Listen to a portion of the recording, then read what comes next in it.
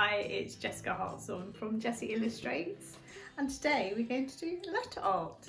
An example is here, so we use the first letter of your name, and on this one I've decorated the inside and the outside, but we're going to have lots of other ways we can do it using splatty paint and masking tape and stencils. So let's get started. So what we've done first is we've cut out a letter, the name. So if it's an A, for example, if it's a letter with a straight side, like T here, we've used masking tape, like that.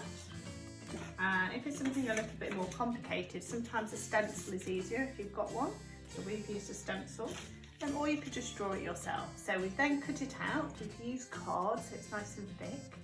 And then what we're going to do next, if you cut your letter out, is stick it on with a bit of blue tack or a little bit of double-sided tape, just so it doesn't move. And that's going to be where it's going to stay white. Everywhere else will have paint on. Okay. So once your letter's in the right place, that's when we're going to get painting. So here we've got lots of different colour paint. We've got colours of the rainbow, and my eldest daughter Bella, she's going to have a go, or Bella for B, and she's going to do rainbow splats on this one. So as I said before, the key is that everything where the B is stays white, and all of this, or most of it, will be splatted with paint. So we're using acrylic, but you can use other types of paint too. If you're doing splats, your paint needs to be a little bit watery. So add in a little bit of water for each colour, and do remember to wash your brush every time you change colour, else it will turn brown. Right, let's get going.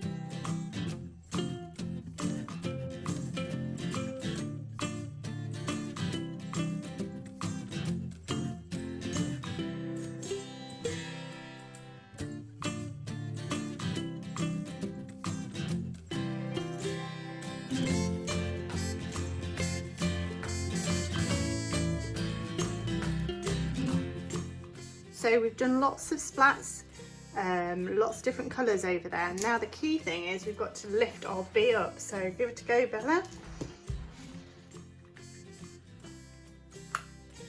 Fabulous, well done. So you can see that everywhere that the letter was, and here, and you can also make that into another artwork as well if you wanted to. Well done. So the next one we're going to have a go at, which is using the tape, is we're just going to use lots of colours. We're going to do a rainbow, I think. We're going to go across that way.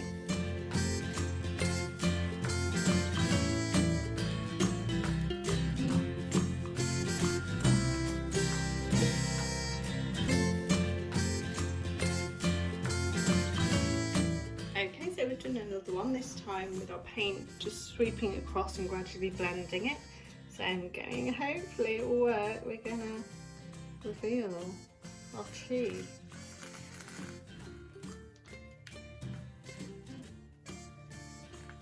Ideally you'd wait till it's a little bit drier to do this. There you go. Another one done. My youngest daughter Bethany is also having a go, and we're using the splatting technique.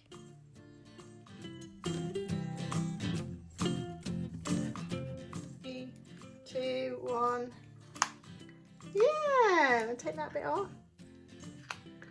Well done, look at that. That looks great, doesn't it? And you've got another bit of artwork here. You can see, Bethany's done really well there. We have got quite messy, haven't we? Well done.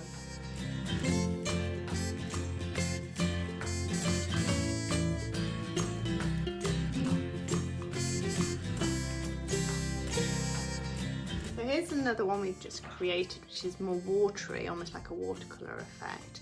We're going to let that dry for a little bit because it's very watery, and we'll come back to that one.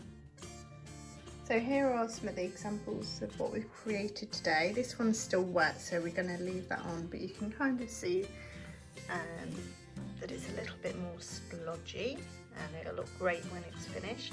If for any reason the paint goes underneath and it doesn't quite work out, the other thing you can do is paint your letter just one colour, say red for example, and stick that on top, and that'll still be effective. But these have come out really well for splat ones, and then you've also got another letter that you could use for another bit of artwork. And the rainbow colours, another splat one. And then here is an example of something a little bit more elaborate when you've got more time. So I use the technique of taping the letter with masking tape, and then painted everything purple, and then added the detail once it was all dry. I'll also post a few images of other letter art that I've done in more of an illustration style as well, so you can see. But I hope you enjoyed that today, and I'll see you again soon. Bye!